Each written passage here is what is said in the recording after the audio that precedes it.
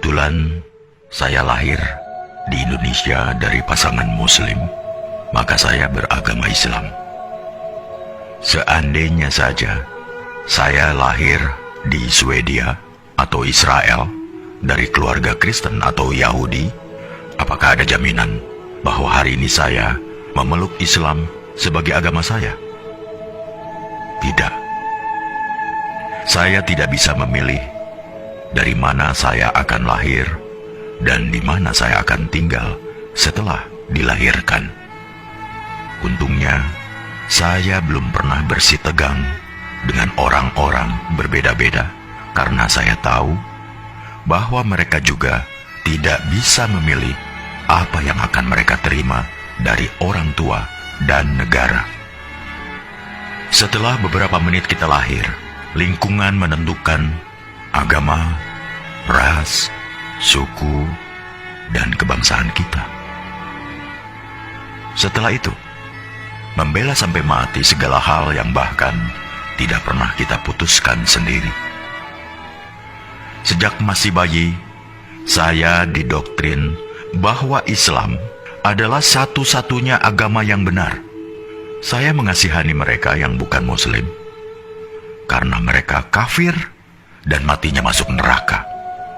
Ternyata, teman saya yang Kristen juga punya anggapan yang sama terhadap agamanya. Mereka mengasihani orang yang tidak mengimani Yesus sebagai Tuhan, karena orang-orang ini akan masuk neraka. Begitulah ajaran agama mereka berkata. Maka, bayangkan, jika kita tidak henti menarik satu sama lainnya agar berpindah agama. Bayangkan jika masing-masing umat agama tidak henti saling beradu superioritas seperti itu. Padahal tak akan ada titik temu. Jalaluddin Rumi mengatakan, kebenaran adalah selembar cermin di tangan Tuhan. Jatuh dan pecah berkeping-keping. Setiap orang memungut kepingan itu, memperhatikannya, lalu berpikir telah memiliki kebenaran secara utuh.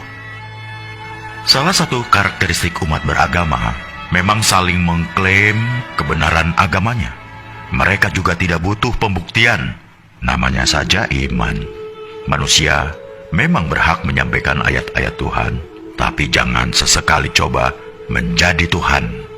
Tidak usah melabeli orang masuk surga atau neraka, karena kita pun masih menghamba. Latar belakang dari semua perselisihan adalah karena masing-masing mengklaim golonganku adalah yang terbaik, karena Tuhan sendiri yang mengatakannya. Lantas, pertanyaan saya adalah, kalau bukan Tuhan, siapa lagi yang menciptakan para Muslim, Yahudi, Nasrani, Buddha, Hindu, bahkan ateis, dan memelihara mereka semua sampai hari ini? Agama apapun tidak ada yang meragukan bahwa Tuhan itu Maha Kuasa dan Maha Segala-galanya. Jika Dia mau, Dia bisa saja menjadikan kita semua sama, serupa, seagama, sebangsa, budaya yang sama. Tapi tidak kan? Apakah jika suatu negara dihuni oleh rakyat dengan agama yang sama, hal itu akan menjamin kerukunan? Tidak. Nyatanya, beberapa negara masih rusuh juga padahal agama rakyatnya sama, budaya yang sama. Karena jangan heran, ketika sentimen mayoritas versus minoritas masih berkuasa, maka sisi kemanusiaan kita mendadak hilang entah kemana. Bayangkan juga seandainya masing-masing agama menuntut agar kitab sucinya digunakan sebagai dasar negara, maka tinggal tunggu saja kehancuran Indonesia kita. Karena itulah yang digunakan negara dan mengambil kebijakan dalam bidang politik, hukum, atau kemanusiaan.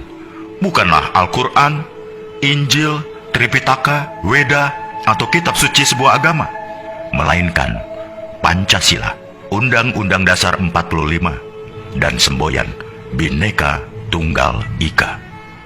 Dalam perspektif Pancasila, setiap pemeluk agama bebas meyakini dan menjalankan ajaran agamanya.